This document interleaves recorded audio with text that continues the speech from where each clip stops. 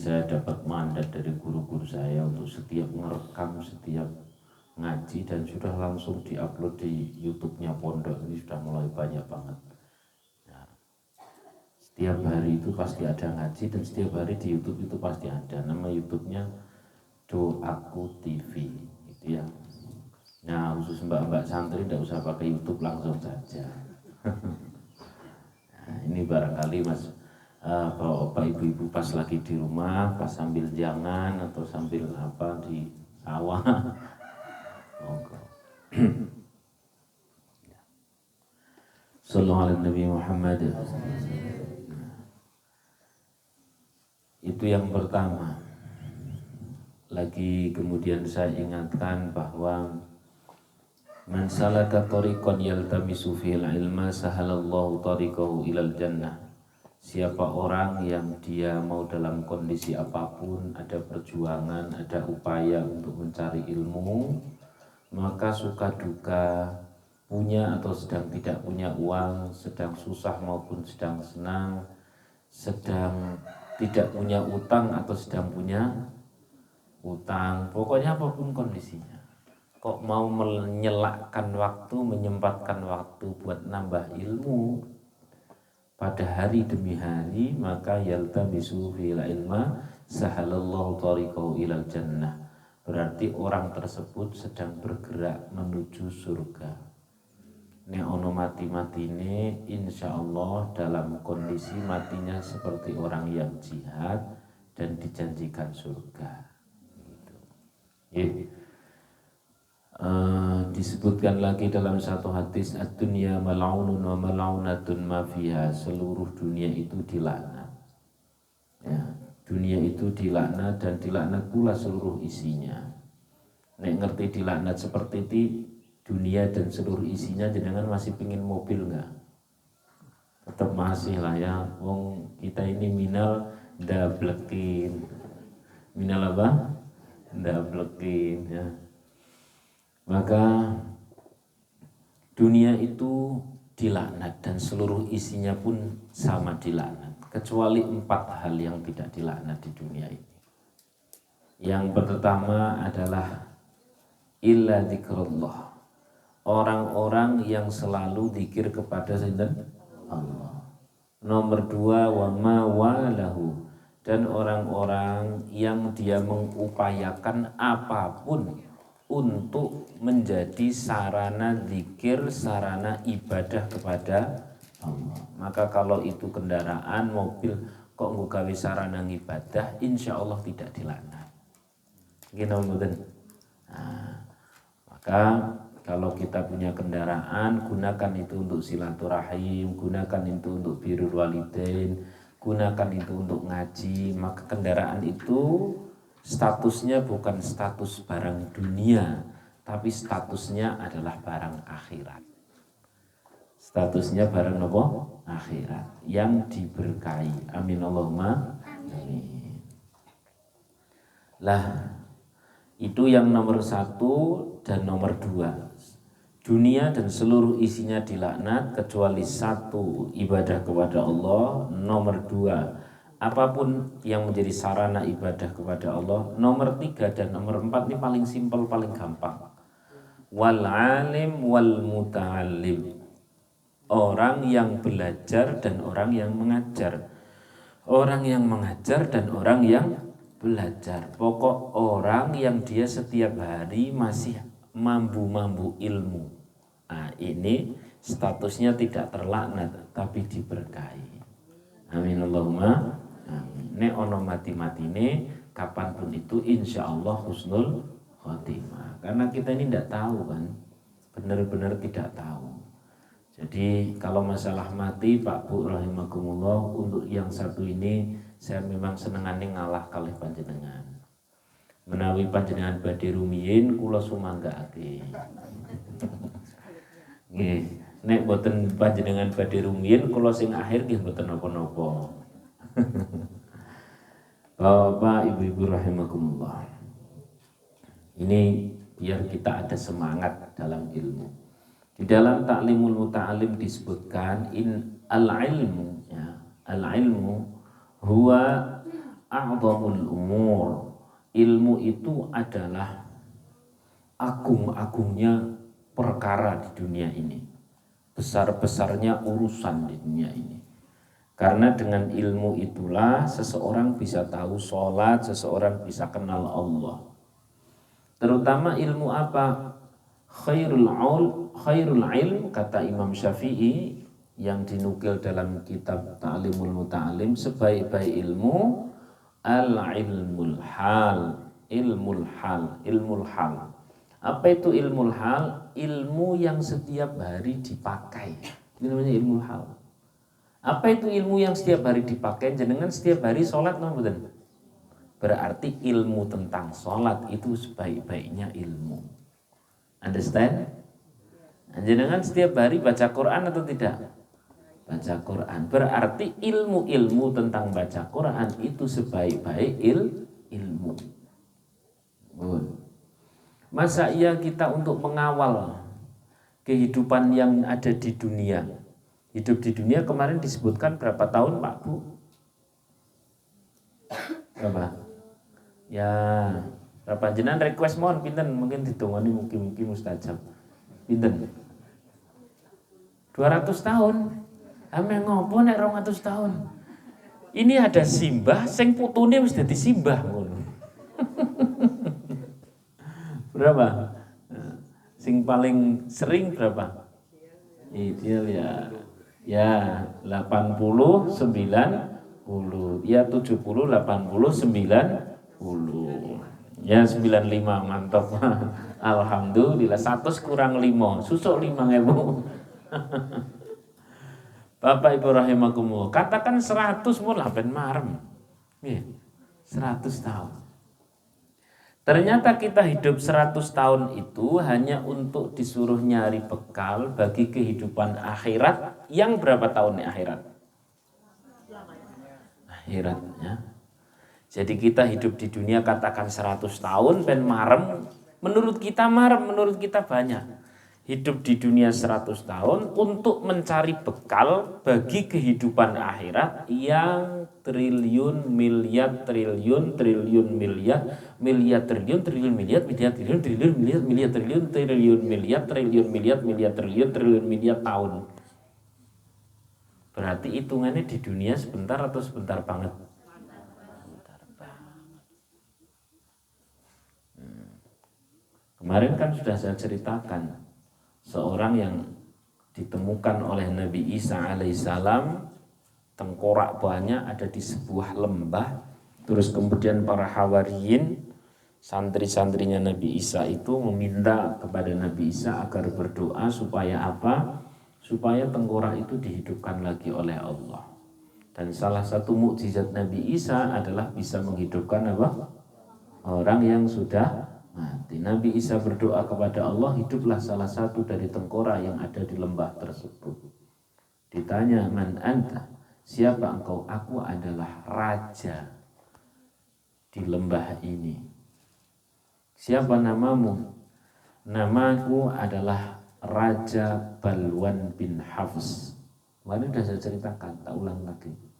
Raja siapa? Angil-ngilingi gampang, pokoknya orang mirip-mirip bakwan ngoten mawon. Raja Balwan bin Hafs ini kemudian dia cerita tentang dirinya bahwa Raja Balwan bin Hafs ini hidup sudah lama. Selama hidup di dunia itu beliau hidupnya adalah 1000 tahun. Berapa tahun? Dan itu orang-orang zaman dulu kan hidupnya memang segitu-gitu ya. Nabi Nuh itu dakwah berapa tahun? 950 tahun. Kembali lagi ke Raja Balwan bin Hafs. Hidupnya berapa tahun? 1000 tahun. Dia pernah menaklukkan ribuan wilayah. Dia pernah memiliki ribuan tentara. Bahkan dia pernah menikah pada 1000 orang. Ya, menikah pada 1000 gadis kan disebutkan dalam kitab itu. Itu pun apa kata Raja Balwan bin Hafs? Dia mengatakan begini, saya kira hidup saya lama. Saya kira saya ini sudah banyak menguasai banyak hal. Begitu saya mati, kata Raja Balwan bin Hafs, ternyata semuanya hanya bagaikan mimpi. Hanya bagaikan apa? Cepat sekali. Ini persis seperti perkataan Sayyidina Ali karamallahu wajhah. Sayyidina Ali berkata, ya, Sayyidina Ali itu berkata bahwa hidup di dunia ini persis seperti orang tidur. Baru orang tersebut bangun ketika mati. Jadi saat mati itu kita kayak orang bangun dari tidur. Di dunia ini persis seperti orang tidur, persis seperti orang mimpi. Orang itu kalau mimpi kayaknya kan waktunya lama. Jenengan mimpi terus sing rep-repen. Rep-repen bahasa Indonesia ini apa? Sing nek ngimpi jerit seru tapi kanan kiri ora krungu ki lho. Apa nek kok cara jenengan? Ketindian. Nah, itu kayaknya pas kita lagi ketindian itu kan waktunya lama banget, betul atau tidak? Lama banget. Jerit-jerit tidak ada yang denger. Wah, gini nih abote pol. Pernah seperti itu? Begitu bangun ternyata walah turu sore. Cuman waktunya pendek. Nah, begitulah kehidupan di dunia ini. Begitu kita bangun ternyata hanya males. Padahal hidup kita paling 100 tahun. Wong sing 1000 tahun ora krasa kok. Yang 1000 tahun saja tidak terasa. Padahal paling-paling kita punya kendaraan 1-2. Ini raja memiliki semuanya. Itu saja tidak kerasa. Tidak ada kenangan apa-apa kehidupan di dunia. Bayangkan kalau tidak ada sholatnya. Bayangkan kalau sedikit ngajinya. Bayangkan kalau jarang zikirnya. Bayangkan kalau tidak ada sodakohnya atau sedikit sodakohnya. Apa kenangannya terus? Hanya malas gitu saja. Maka adanya kita ngaji seperti ini adalah salah satu upaya mencari bekal untuk kehidupan di akhirat yang berapa tahun tadi? Miliar, triliun, miliar, miliar, triliun, triliun, miliar, miliar, triliun, miliar, triliun, triliun, miliar tahun. Masya Allah. Nah, kalau ditanya lagi, lalu kenapa anak itu disuruh mondok ngapalin Quran? Lah, itulah aset yang paling berharga.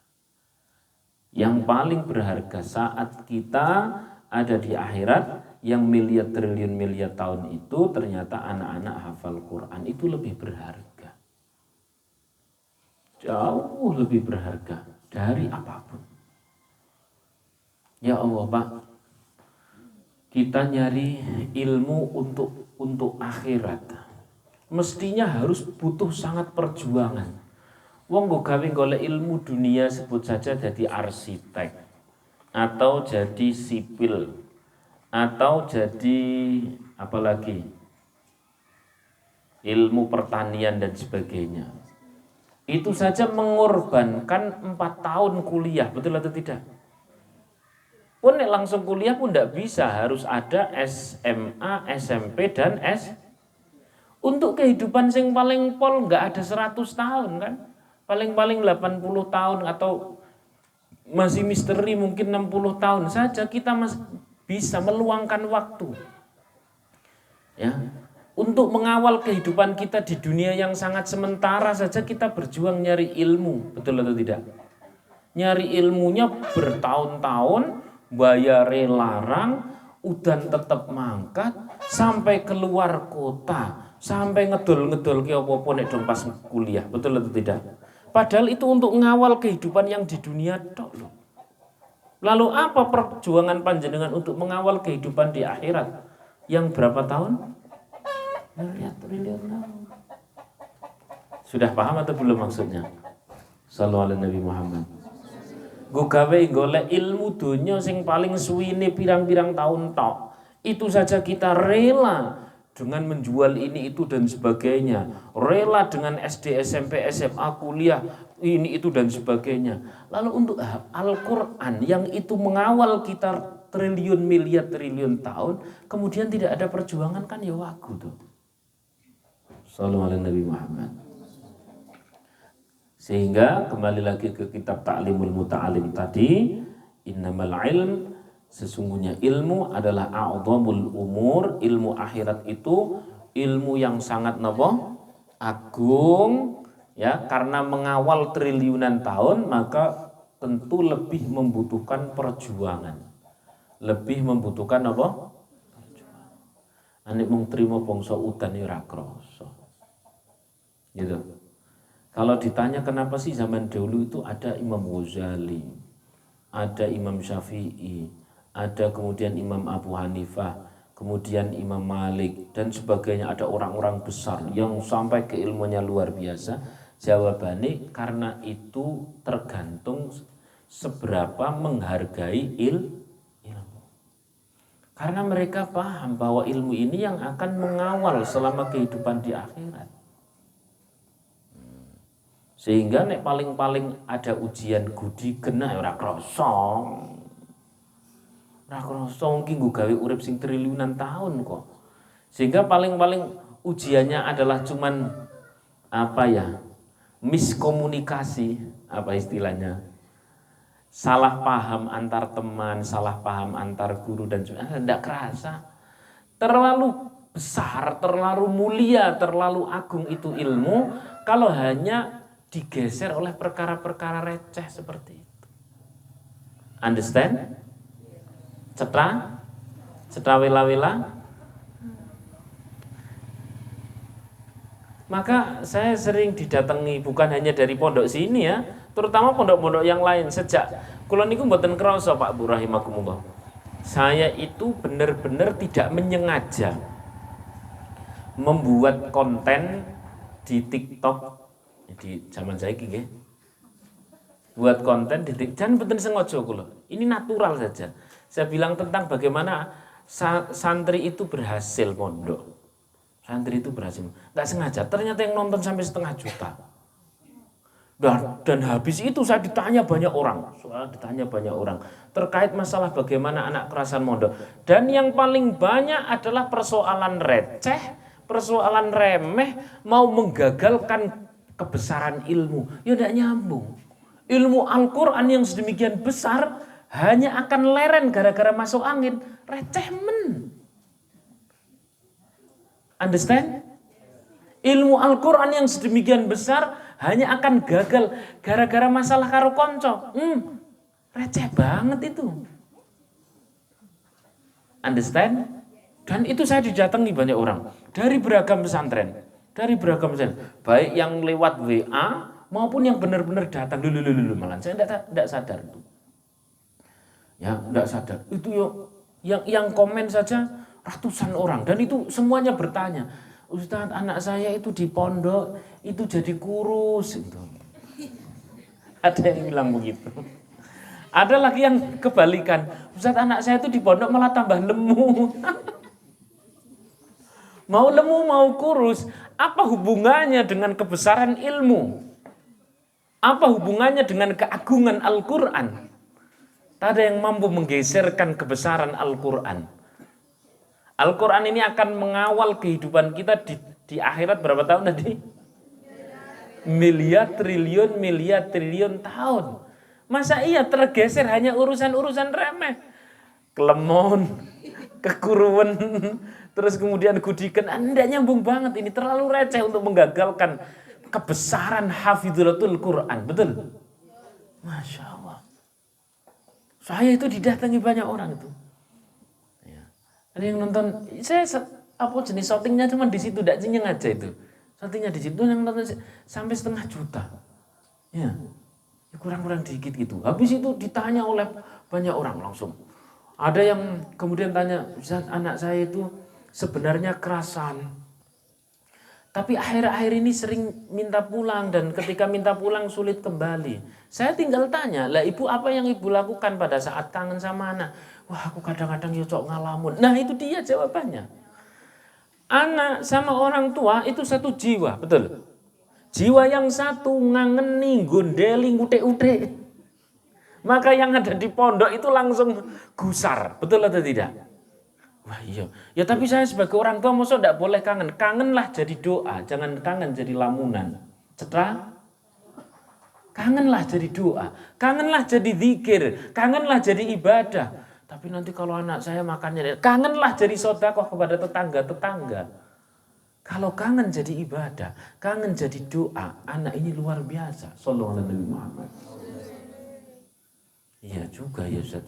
Tapi bagaimana agar los? Saya kasih cerita tentang Imam Syafi'i radhiyallahu anhu. Keberhasilan Imam Syafi'i radhiyallahu anhu ya, itu salah satunya adalah didukung oleh sang ibu karena ayahnya sudah tiada. Jadi ceritanya Imam Syafi'i itu anak ya yatim. Bismillahirrahmanirrahim.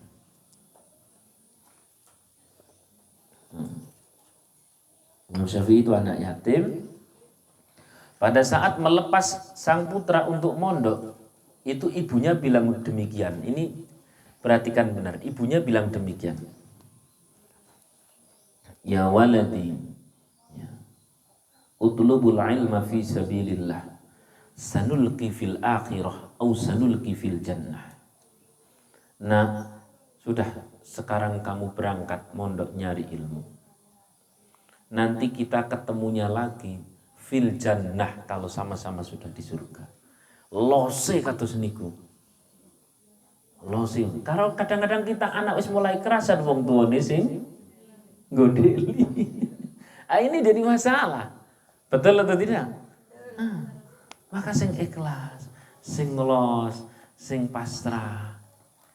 Ikuti takdirnya, ikuti belok-belok nganan ngiri naik turunnya beberapa sandiwara dari Allah Subhanahu wa taala. Yang pasti sanulqi fil jannah. Kelak kita akan bertemu di surga. Ya kalau kita sanulqi fi ahad paing. Itu nanti kita ketemu pas nopo? Ahad paing itu remeh banget itu. Ini Imam Syafi'i tidak ditilai sampai Imam Syafi'i menjadi seorang ulama besar. Sampai kala itu Imam Syafi'i mendapatkan hadiah dari raja. Hadiahnya apa? Hadiahnya adalah 400 kafilah. Ya, 400 kafilah unta. 400 istorong ini ya berarti patangatus kontainer. 400 kontainer harta. Karena Imam Syafi'i itu sangat berjasa bagi negara. Dihadiahkan kepada siapa? Kepada ibunya. Ternyata sang ibu bilang demikian, bukan itu yang aku maksud. Jangan pernah sampai pulang ke sini kalau masih bawa itu. Sama Imam Syafi'i di tengah jalan dibagi-bagikan buat sedekah, datang kepada ibunya dengan adab dan ilmu baru diterima. Sallallahu alaihi Nabi Muhammad. Maksudnya apa? Nek memang ilmu tadi disebutkan innamal ilm afdalul atau a'dhamul umur. Kalau kau benar nyari ilmu, itu harta itu yang nyembah kepada sampean semuanya. Dicari oleh harta. Ya, tunduk tenanan. Masya Allah. Dan kita sudah melihat banyak sekali orang ahli ilmu. Sing penting mboten nanggung lho nggih. Sing penting tidak apa? Nanggung. Bangsa-bangsa sing cara masak urung mateng ya apa jenenge ta? Mogol iki wis ora dadi sing mogol kata niku. Mogol iku bahasa Indonesianya apa ya? Kemonjon. Wah ya ora enak blas nek niku. Jenengan nyate urung mateng rasane pripun? Alot tok kuwi. Dipangan alot ora dipangan. Maka sing mateng tenanan. Sing apal tenanan, sing matang tenanan. Habis dari sini setelah hatam 30 juz, sudah dibekali tajwid, sudah dibekali beberapa kaidah tafsir, mau dikemanakan lagi untuk mencari ilmu sing mboten nanggung, misalkan nyari yang sab'ah. Nah, itu monggo. Masya Allah. Yang penting matang. Sallallahu alaihi Nabi Muhammad. Nih kali ini saya ceramahnya memang tidak pengen terlalu lama, tapi intinya itu ya, bahwa kebesaran, keagungan, kehebatan ilmu akhirat yang akan mengawal di akhirat berapa tahun tadi? Miliar triliun tahun, triliun miliar tahun itu jangan sampai tergeser untuk urusan gara-gara urusan apa? Remeh, urusan receh. urusan bangsa-bangsa gudiken kelemon, kekeringan, dinakali konco ora kerasa blas, tidak kerasa sama sekali, tidak terasa yang kayak gitu tuh. Terlalu agung itu ilmu, terlalu besar itu ilmu, terlalu istimewa itu ilmu. Kalau hanya gagal gara-gara urusan ora kepenak karo konco, ora kepenak karo guru, terlalu besar itu ilmu. Sallallahu alaihi Nabi Muhammad. Ya Allah. Apalagi nek jenengan paham tentang beberapa hadis Rasulullah SAW sing terkhusus urusan Al-Quran. Jadi pondok ini alhamdulillah sudah membuka 2 program. Program utama pertama adalah tahfidz, program kedua adalah tafaqquh. Karena umumnya yang tidak kuat di hafalan biasanya kuat di pemahaman.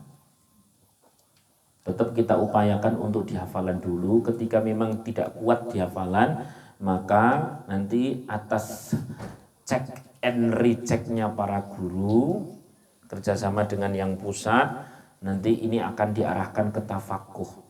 Jadi tidak tiba-tiba langsung ujuk-ujuk diambil begitu saja, jangan ya, tafaqquh. Kalau tahfidz itu jelas faidahnya tadi sudah disebutkan. Tafaqquh itu pun tidak kalah besar. Tafaqquh itu artinya belajar fikih, belajar syariat-syariat Islam keseharian, baik yang kecil maupun yang besar. Ya, tafaqquh berarti fikih, kaidah fikih, usul fikih, hadis, kemudian nanti kalau bahasa berarti nahwu, shorof, balaghah, mantek. Ya, balaghah terbagi 2 menjadi badik, bayan, ma'ani dan sebagainya. Itu tafaqquh. Ya, sama-sama insya Allah kemarin sudah dirapatkan semua oleh seluruh guru. Jadi konsepnya persis seperti orang sekolah dan dapat ijazah. Kalau pagi buat sekolah, nek sing tahfidz berarti sekolah tahfidz, sing tafaqquh ya sekolah tafaqquh. Nanti nginduknya ke yang pusat insya Allah itu izin dan semuanya sudah rapi. Nah, kalau di sini kurang ustadz, insya Allah sudah dikirimkan yang dari pusat, nanti entah itu bergantian dan sebagainya. Ada yang tahfidz, ada yang tafaqquh. Sama-sama penting. Kalau tahfidz itu lebih ke hafalan, kalau tafaqquh itu lebih ke pemahaman. Karena ada beberapa anak yang memang nek kon apalan itu begitu kon paham ternyata lebih kuat pemahamannya. Kenapa? Setiap anak itu tidak ada kecuali dia pasti punya keunikan. Sepakat? Ada seorang santri yang hebat luar biasa. Namanya Qatadah binti Amah. Siapa namanya? Qatadah binti Amah. Itu nanti akan menjadi seorang yang mendampingi Sayyidina Hasan Al-Basri.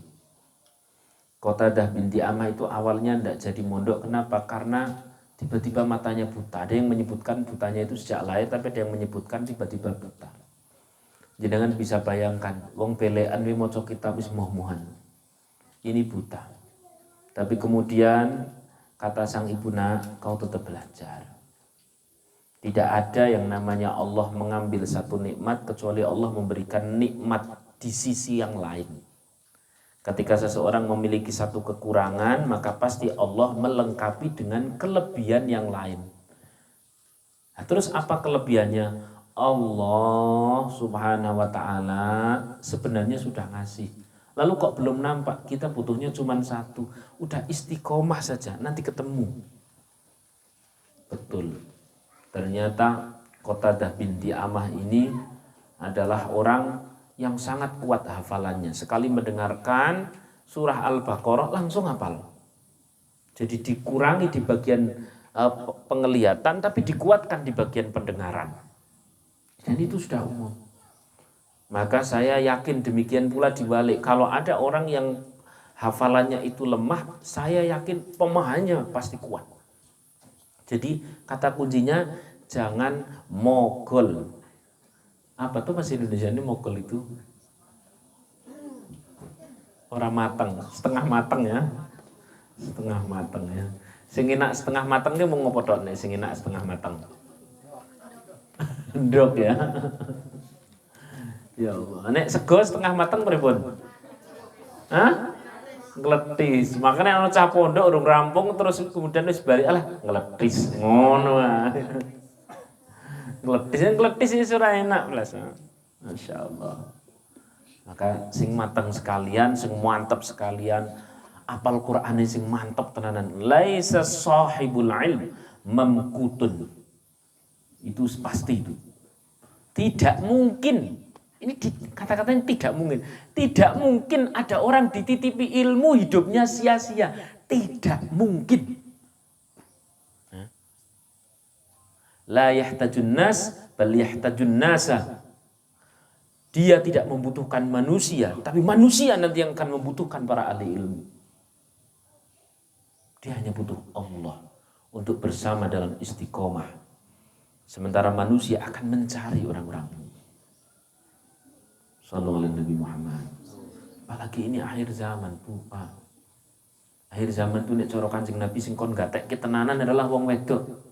Betul atau tidak? Wanita. Saya punya anak wanita 2. Sejak sekarang wis mulai tak dungoni ya Allah. Ini akhir zaman, ya.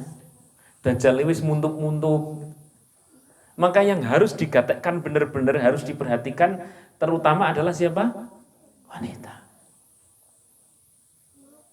Itu pesannya Kanjeng Nabi. Itu banyak sekali di kitab-kitab tentang akhir zaman itu disebutkan. Maka biarkan dia bersama dengan Al-Quran. Atau panjenengan mau memilih bersama dengan HP. Milih dengan siapa? Masya Allah. Bapak Ibu rahimakumullah. Jadi saya rasa jelas sekali.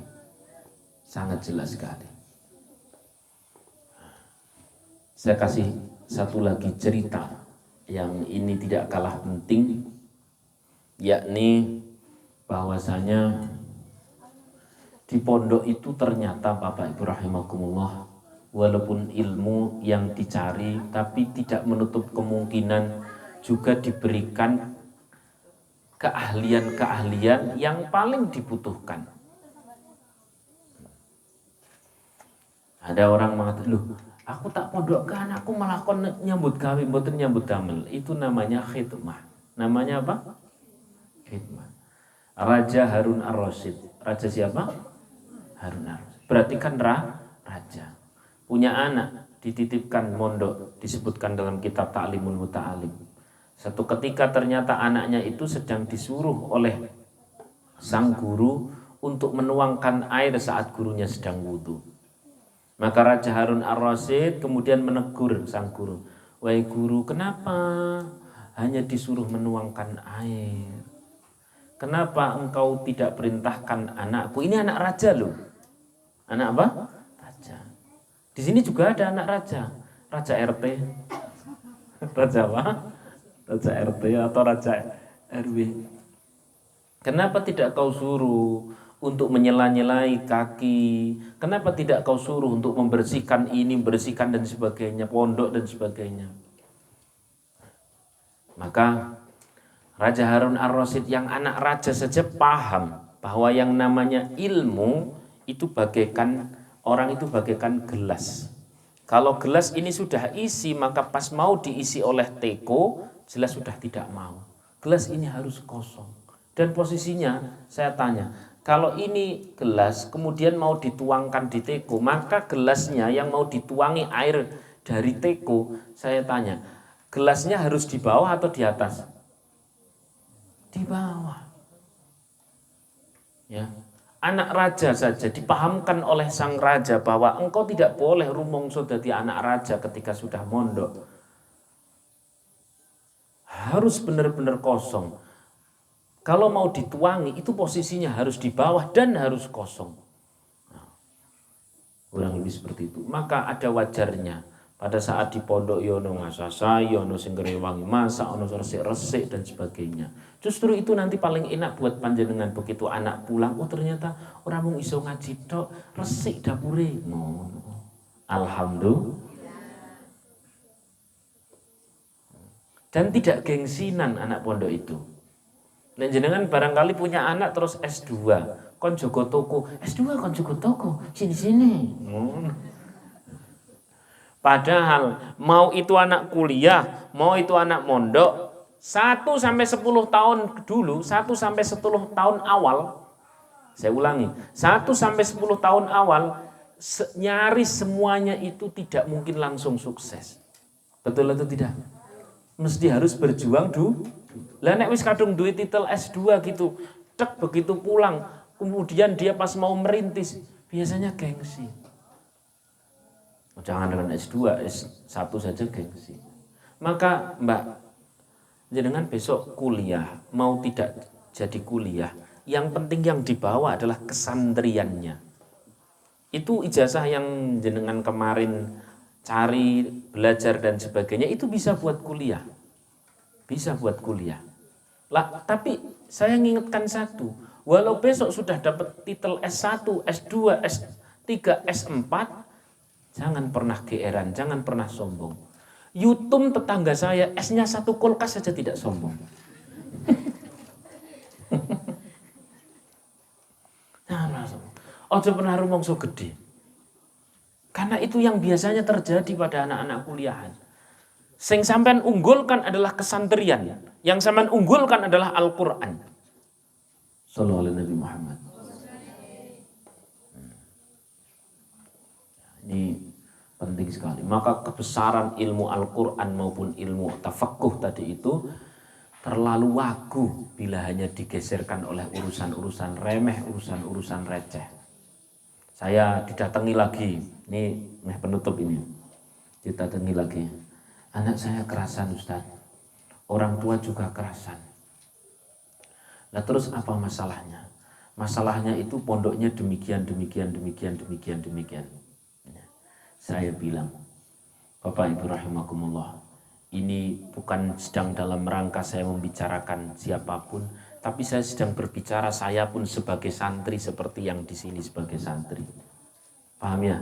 Saya sedang tidak bicara sebagai seorang kiai, tapi saya sedang bicara sebagai seorang santri persis seperti sampean. Sampai hari ini situ saya ngerasani kiai saya tidak pernah. Kenapa? Kiai itu, ustadz itu, habaib itu, ya pengelola pondok itu mau keramat tidak keramat. Saat kemudian kita sakiti di depan atau di belakangnya, yang tidak terima itu bukan kiainya, yang tidak terima bukan pondoknya, ilmu yang nempel. Ada orang datang lagi, Ustaz, anak saya sudah lama sekali keluar dari pondok, tapi kok rasanya kok belum manfaat, kenapa? Saya tanya, dulu selama mondok prosesnya bagaimana? Ternyata selama proses mondok itu orang tuanya geger terus sama pihak pondok. Ya sudah, itu jawabannya. Yang tidak terima itu ta'limul muta'alimnya, bukan masalah kiainya keramat tidak keramat, tidak ada urusan. Karena nyalai tata aturan yang ada dalam kitab Ta'limul Muta'alim itu, karena berarti nyalai undang-undang Ta'limul Muta'alim. Betul atau tidak? Gak nyambung banget, ada orang dipondokkan di sebuah tempat, kemudian dia ngerasani, ngomong kelek dan sebagainya. Lebih baik datang saja terus kemudian kita bahas bareng-bareng. Baiknya bagaimana, saya punya solusi demikian gimana Ustazah gitu. Itu lebih keren. Betul atau tidak? Sallallahu alaihi Nabi Muhammad. Saya pun sama, datang. Dulu diceritani sama kiai saya seperti ini. Misalnya, kasih contoh. Umum ya Bu, kalau ustazah, ini umum. Repotnya ngajar. Repotnya apa? Ngajar. Kalau kiai itu repotnya adalah riyadhah. Apa? Bukan hanya ngajar tapi apa? Riyadhah. Dulu itu saya termasuk yang tidak begitu senang dengan riyadhah. Riyadhah itu tirakat lah ya, tirakat, ngurangi makan, ngurangi tidur untuk ibadah, untuk ilmu kurang lebih begitu ya. Paham kan sampai sini? Shallallahu alaihi Nabi Muhammad. Allah mau tirakat ki dalile ya Allah ya Rahman ya Rahim Pak Bu rahimakumullah. Yang namanya Rasulullah itu kurang-kurang tidurnya, betul atau tidak? Banyak sholatnya sampai kakinya bengkak, betul? Daerah sini juga ada yang kakinya sampai bengkak kok.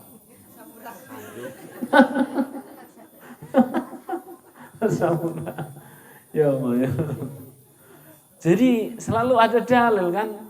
Apalagi Rasulullah SAW itu pernah sholat Pak Bu rahimakumullah. Rasulullah pernah apa? Sholat. Sayyidina Umar dari belakang itu dengar suara kerutuk kurang lebih krek. Maka terus kemudian Sayyidina Umar bin Khattab itu tanya sama Rasulullah, ya Rasul, sepertinya engkau terlalu capek. Aku mendengar tulangmu tuh sampai bersuara.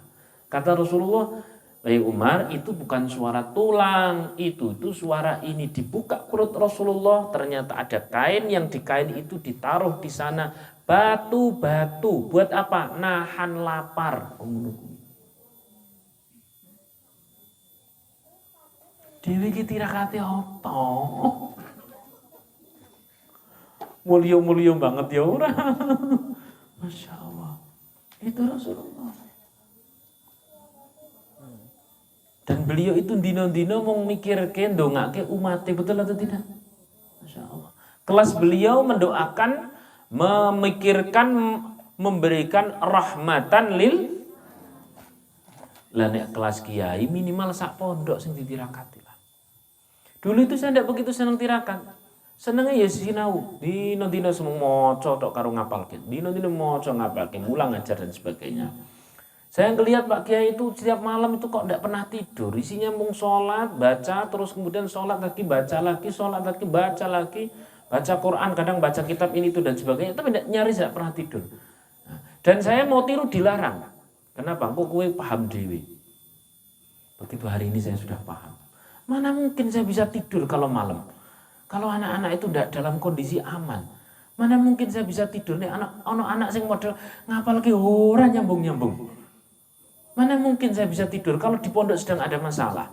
Mana mungkin saya bisa tidur kalau ternyata itu tanah hurung bayar. Mana mungkin saya bisa tidur kalau ternyata listrik itu ono sing hurung kebayar, baik yang sini maupun sana. Mana mungkin saya bisa tidur kalau keran itu ada yang bocor dan sebagainya ternyata dinakali orang. Mana mungkin saya bisa tidur. Baru aku kerasa, kayak kumbian bener ya. Aku lagi ngerasa tenang. Sallallahu alaihi Muhammad.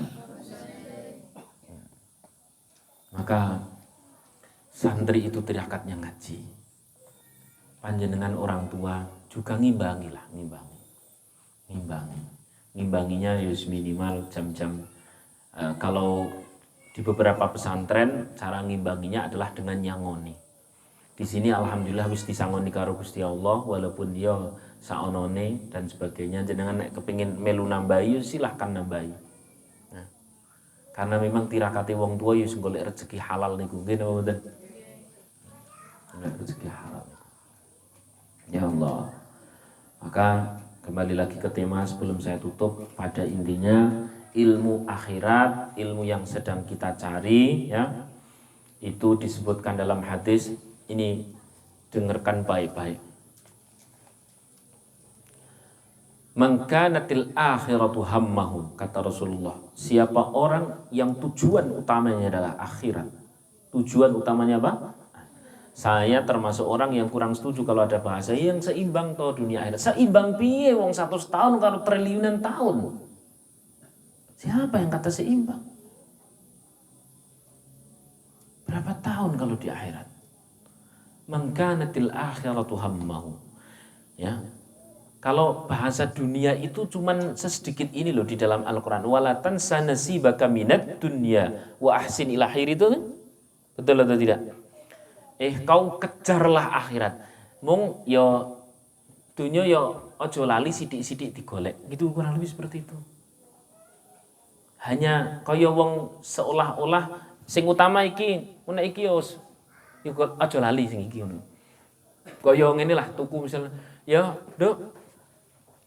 Tuku beras 5 kilo, lengone 2 liter bumbu iki. Oh iya aja lali.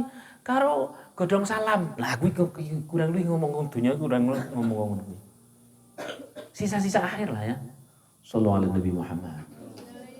Saya tanya sama panjenengan, ayo bareng-bareng kita mikir. Saat perjuangan Islam seperti misalkan Sayyidina Bilal bin siapa? Bilal bin Khattab barang jenengan piye? Bilal bin Rabah. Itu kan pernah disiksa sama orang kafir. Disiksanya gimana? Ya. Dipanggang di bawah terik matahari, betul kan? Terus kemudian dadanya ditindihi sama apa? Batu sambil dipukuli. Ya, Bilal bin Rabah. Saya tanya, apa yang menguatkan Bilal bin Rabah sehingga tetap iman? Kemungkinan 2. 1, nek aku bebas, Islam menang, aku iso dadi gubernur. Itu pilihan pertama. Nomor 2, saya bisa seperti ini adalah memang nampak olehku surga. Ahad, Allah alias urusan akhirat. Yang menguatkan Bilal disiksa tidak ada masalah. Ini kira-kira karena tujuan duniawi atau tujuan akhirat? Kau buka Al-Quran sesembarang mungkin, lalu kau akan temukan kata-kata akhirat, kata-kata jannah, kata-kata surga, kata-kata azab, kata-kata jahannam, kata-kata nar, kata-kata al-ma'wa, kata-kata surga itu, kata-kata neraka, pokoknya kata-kata akhirat itu nyaris di setiap halaman. Itu Al-Quran, nyaris semua halaman. Sallallahu alaihi Nabi Muhammad. Kalau masalah-masalah kemenangan dunia itu sangat sedikit disebutkan. Maka kembali ke hadis, man kanatil akhiratu hammahu, ya. Siapa orang yang akhirat itu menjadi utamanya, menjadi tujuannya, menjadi prioritas kehidupannya, maka jama'allahu amrohu. Dia itu terhadap urusan dunia jadi enteng. Jadi napa? Enteng. Jadi cara ora sida payu wis lah tinggal salat. Ana geger-geger kakak karo adik untuk urusan dunia sekolah lah. Aku ngono sing penting kena iso nggo gawe sanggung ibadah, anak mondok. Ayem ndak? Tapi orang yang pikirannya dunia. Masya Allah. Ada cukupnya? Enggak ada. Ada ndak orang-orang kaya yang anaknya tembak-tembakan? Tembak tenanan orang tembak-tembakan. Kira-kira gara-gara urusan apa? Ya Allah. Mangkanatid dunya atau mangkanatil akhiratu hammahu jama'allahu amrahu. Urusan dunianya jadi ringan. Urusan dunia jadi apa? Wa ja'ala ghinahu baina 'ainaihi, dan Allah akan memberikan rasa cukup. Karena cukup itu bukan urusan materi, cukup itu urusan rasa, betul atau tidak? Dan itu Allah yang ngatur. Ya muqallibal, Allah yang ngatur bolak-balik hati. Itu yang apa jenengane sampo itu loh, sing saiki sampai urung rampung itu kira-kira wong sugih napa mboten? Sugih, tapi cukup ndak? Enggak cukup. Rasa cukup itu Allah yang ngasih. Paham tak sampo? Dengan kira nyambungan urung ana sing guru sampo atau pentin Pak. Drama sampo kan urung rampung-rampung terus ini kira-kira orangnya ayam apa mumet? Mumet. Ini ya, jadi janji Allah ada 3. Mangkanatil akhiratu hammahu jama'allahu amrahu. Pertama, urusan dunianya dibikin ringan. Ringan itu orang urusan occasionality. Ringan itu urusan nang hati karo nang pikiran, betul atau tidak? Ya Allah, jama'allahu. Kemudian nomor 2 adalah waja'ala ghinahu baina 'ainaihi.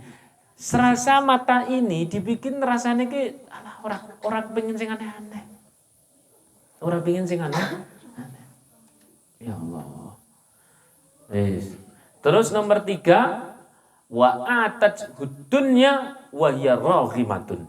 Dunia akan mendatangi kepada orang yang tujuannya adalah akhirat dengan tunduk. Jadi sing tunduk itu apa?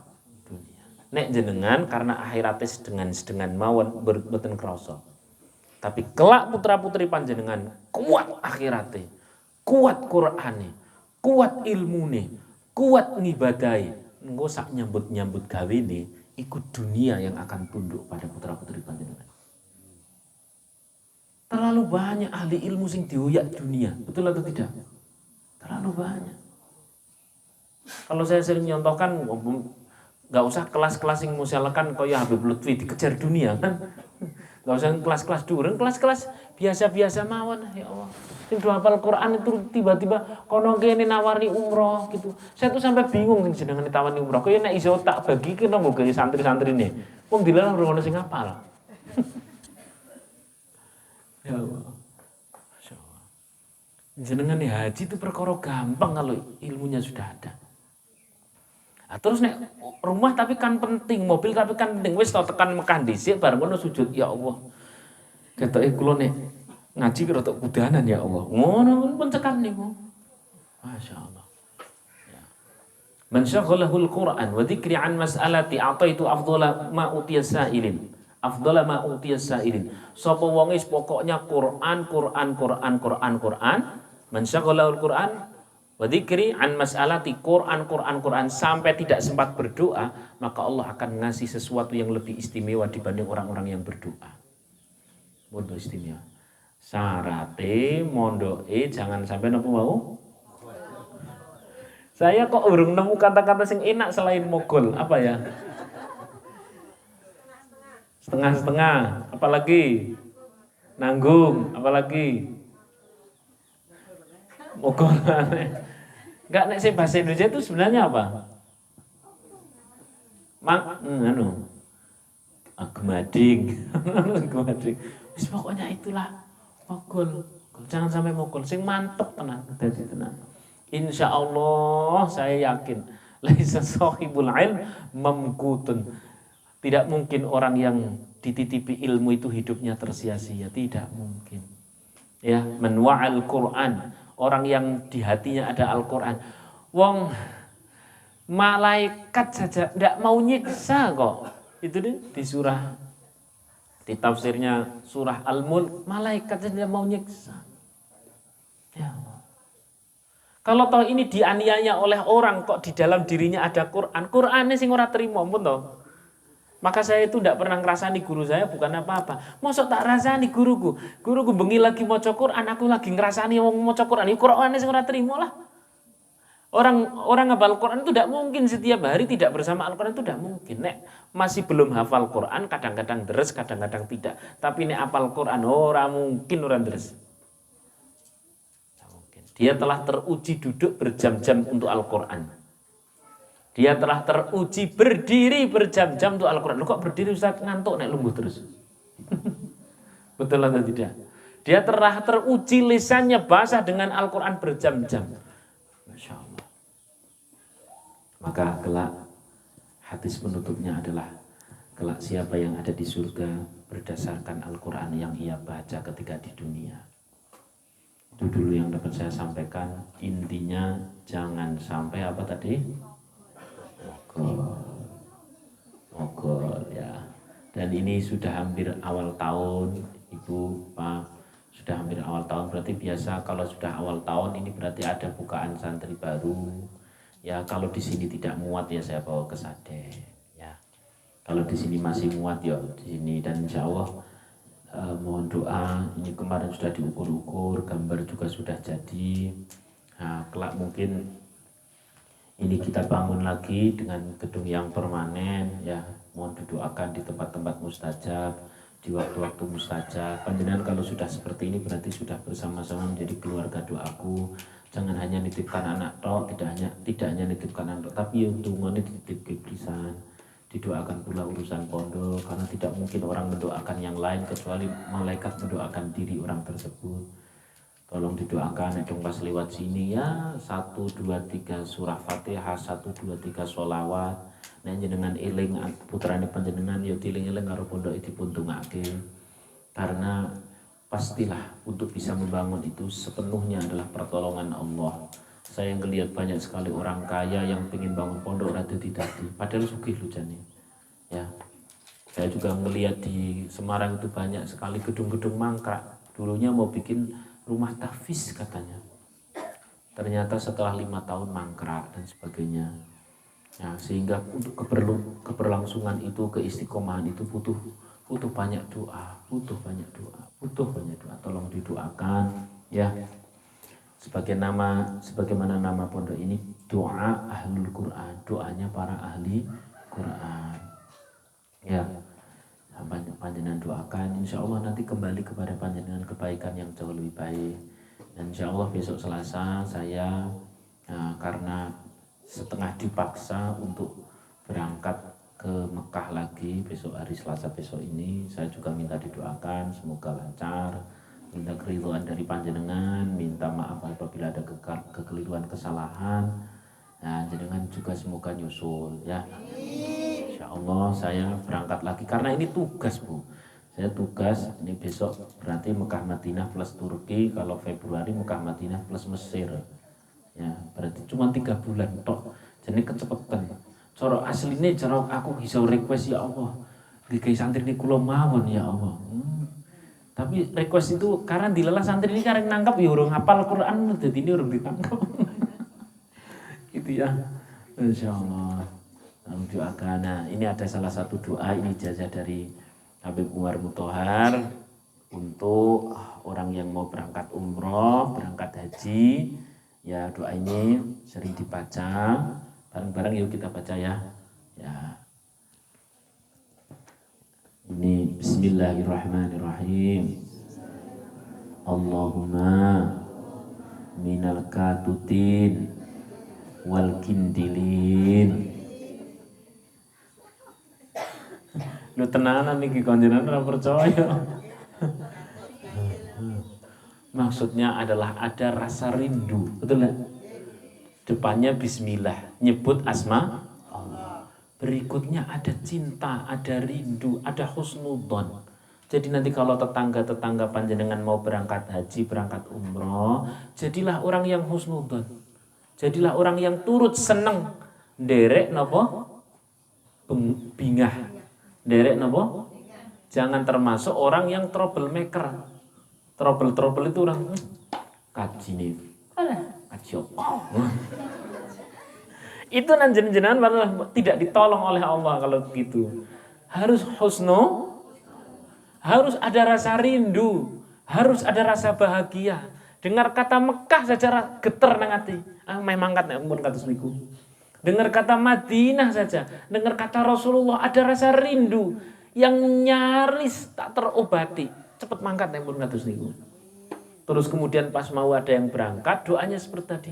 Allahumma minal wal kindilin. Insya Allah muka-muka katut. Dan katutnya jangan sing lama-lama, Februari bareng ya. Ya Allah, astagfirullahaladzim, astagfirullahaladzim, barang-barang istighfar. Astagfirullahaladzim, astagfirullahaladzim, astagfirullahaladzim, astagfirullahaladzim, astagfirullahaladzim, astagfirullahaladzim. Astaghfirullahaladzim, astaghfirullahaladzim, astaghfirullahaladzim, astaghfirullahaladzim, astaghfirullahaladzim. La ilaha illa anta subhanaka inni kuntu minadh dhalimin. La ilaha illa subhanaka inni kuntu minadh dhalimin. La ilaha illa anta subhanaka inni kuntu minadh dhalimin. Ya Allah ya Ghaffar, ya Allah ya Ghaffar, ya Allah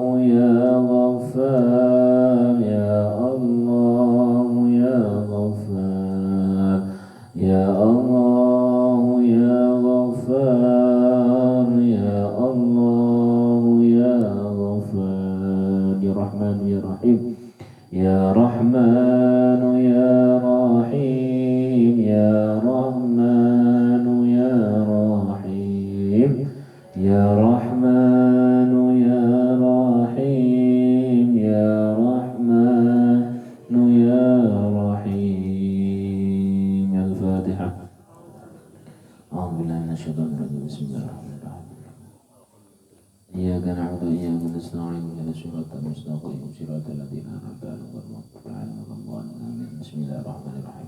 Alhamdulillahirabbil alamin hamdan yuwaffi ni'amahu wa yukafi mazidah ya rabbana lakal hamdu kama yanbaghi li jalali wajhika wa 'azimi sultanik. Subhanaka la nuhsi thana'an 'alaika anta kama athnayta 'ala nafsika falakal hamdu hatta tarda wa lakal hamdu idza qadaita wa lakal hamdu ba'da ridha. Allahumma ja'alna ya Allah, jadikan kami semua ya Allah min ibadikal mustajibin, menjadi hamba-hamba Engkau yang Kau ijabah doa-doa kami. Silakan berdoa untuk hajat masing-masing. Silakan berdoa untuk hajat masing-masing.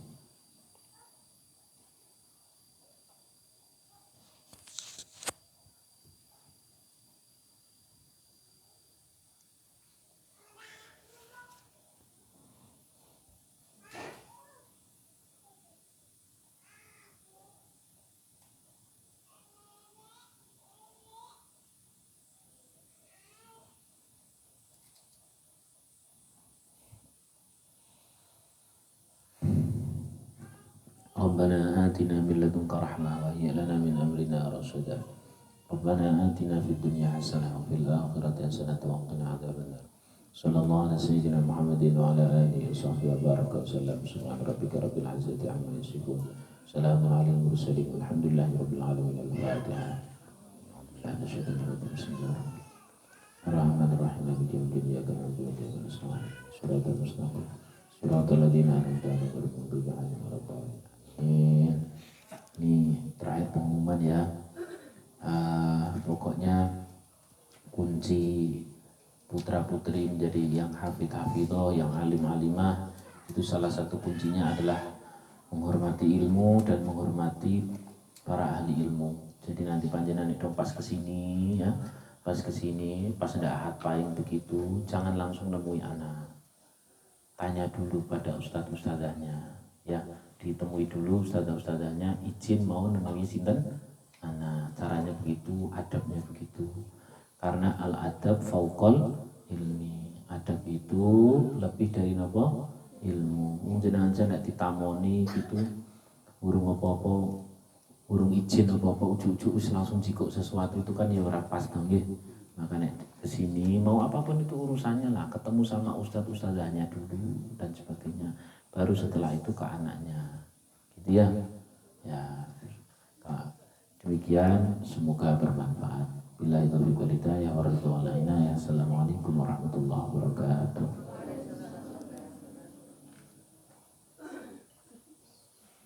Ustadz Amri mau nambahin? Nah ini Ustadz Amri yang di sini ya. Nanti pokoknya kalau ada apa-apa sama Ustadz Amri ini, beliau juga hafal Quran. Ini adik kelas saya, tapi ilmunya di atas kelas saya ya. Gitu Ustadz Amri, suaminya Ustadzah Niam. Jadi kalau ada apa-apa jangan datangnya ke beliau berdua. Atau kalau tidak ada berarti di Ustadzah Fika gitu ya. Jangan langsung ke santrinya, jangan langsung. Assalamualaikum warahmatullahi wabarakatuh.